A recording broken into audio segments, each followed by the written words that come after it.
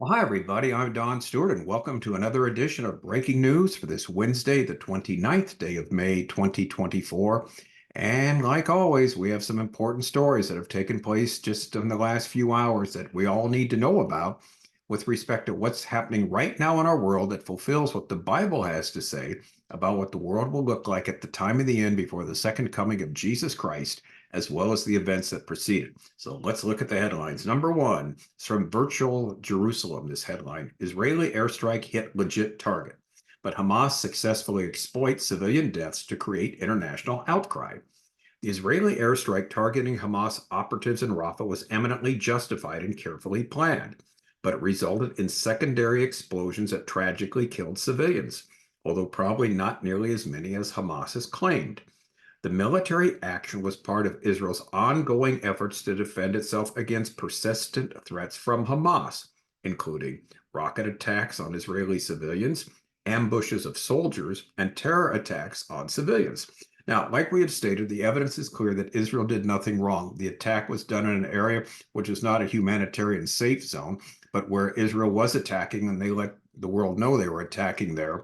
And it was sad that there were civilians near that area. There should not have been that close. They were 600 yards away, actually, but they shouldn't even have been that close. But the bottom line is the world does not care, and we're not surprised by this.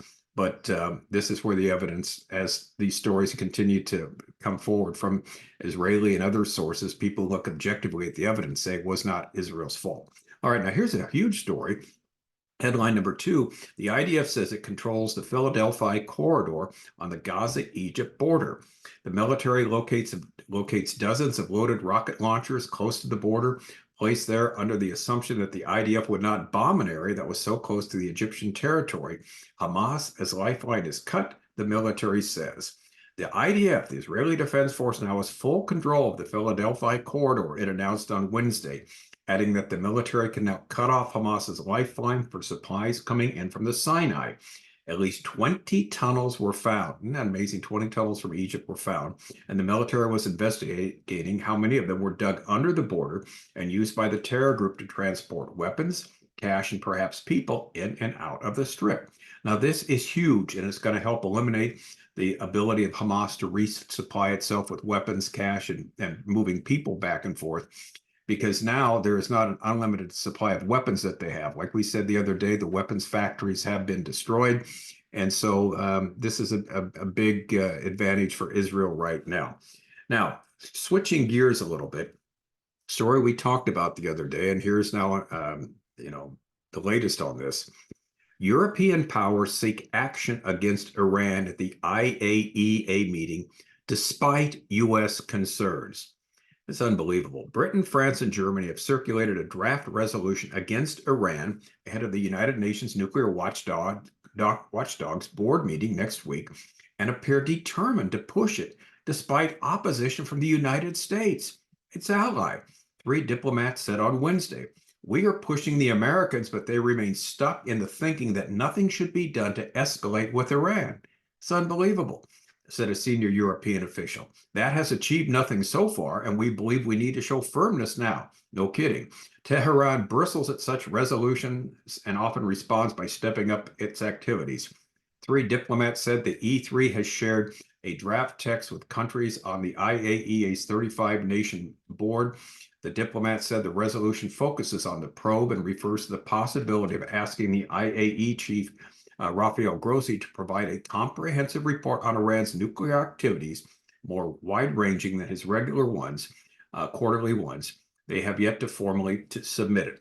So basically, here we go. We've got three countries, Britain, France, and Germany, who want to get down harder on Iran for enriching uranium to weapons grade, for having, like we said, 30 times more uranium in their stockpile that was agreed upon originally in 2050 with Obama's Joint Comprehensive Plan of Action.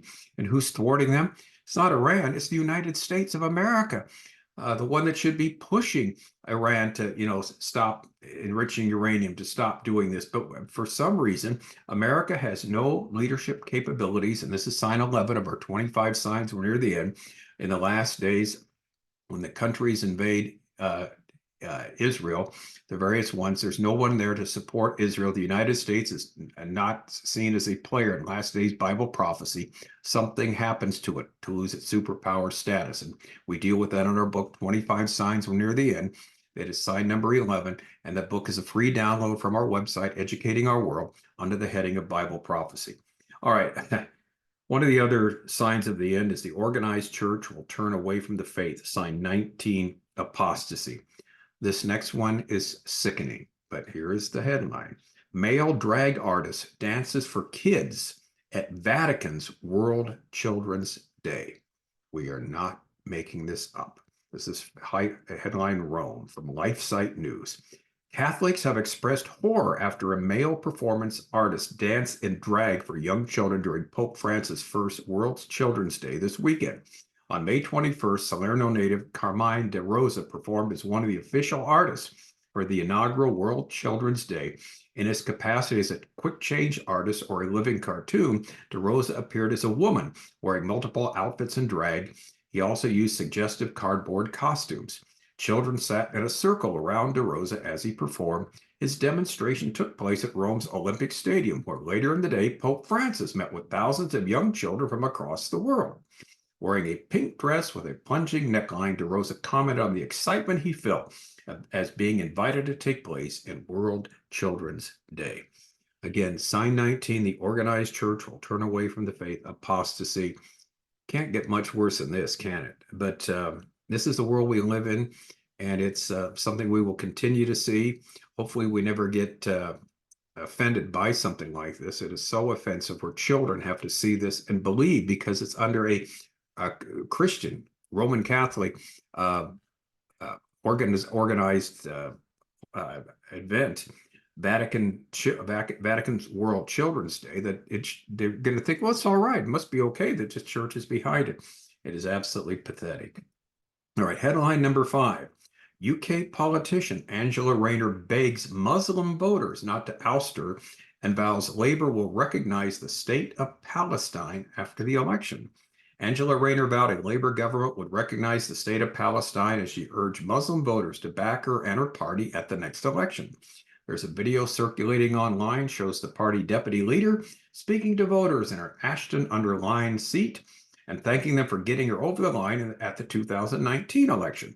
She then admits people are angry about the growing humanitarian disaster in Gaza following the Israeli invasion that was triggered by the October 7th Hamas terror attack. Rayner tells the audience, now listen to this, that Labour, and there's an election in Britain on the 4th of July. We haven't mentioned this yet. We're going to talk about it a lot more and more as we get closer. Labour seems to have quite a large lead in the polls. Rishi Sunak and the Tories conservatives are way behind. If Labour takes over, the leader of Labour, Keir Starmer, said, I'm a socialist. Okay, not only a socialist, look what else is going on. Rayner tells the audience that Labour supports the International Criminal Court, which last week said it would seek the arrest of Prime Minister Benjamin Netanyahu and senior Hamas leaders over claims of war crimes in Gaza. She then warns that a Labour government would have limited influence to change the situation, adding Qatar, Saudi Arabia, all of these people, we're all working to stop what's happening at the moment. We all want to see that. I promise you that that's what we want to see. If Labour gets into power, we will recognize Palestine. And Labour faces a major backlash from its Muslim voters over the policy, the stance of the party. Earlier, the leader of the party, Sir Keir Starmer, initially refused to back calls for a permanent ceasefire, said Israel has a right to defend itself, but now, of course, he's backpedaling from that. To understand what Islam's goal is and what they're doing, we have a book called Understanding Islam, and it's under the heading of God in our 11 topics on our website, Educating Our World. We have, I think, 7 books on the person of God, the nature of God, does God exist, et cetera, et cetera. But we have one on Understanding Islam, another view of God, of course, and we explain who they are and how they fit and how it does not reconcile with biblical Christianity. So that should help you get it's like an introductory thing, a primer, but it's very important we understand where Islam comes from, who they are, and what they believe. All right, headline number 6. Oh, here we go again. Researchers are working on a new mRNA vaccine, this time for bird flu. This is from fastcompany.com. Concerns about bird flu continue to grow as a deadly new subtype spreads among wild animals and livestock. Where researchers at the University of Pennsylvania have begun work on an experimental mRNA vaccine against the virus, and it's already showing promising preclinical results. The H5N1 subtype of avian flu has spread amongst both poultry and cattle and has already infected 3 humans in the US. While the health risk to the general public remains low, according to health officials, and there are no sustained signs of human-to-human contact, officials are taking a cautious stance after the coronavirus pandemic, that is the Chinese Communist Party coronavirus, and researchers note that the mRNA vaccines take less time to develop than traditional vaccines. Before 2020, experts thought the influenza virus posed the greatest threat of causing a pandemic, and we had limited options for creating a vaccine if that happened. COVID-19 showed us the power of mRNA-based vaccines as a tool to protect humans from emerging viruses quickly, and we are better prepared now to respond to a variety of viruses with pandemic potential, including influenza.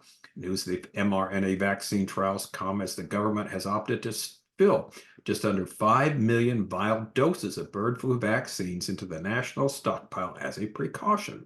That process can take a couple of months. H5N1 was first identified in 1997.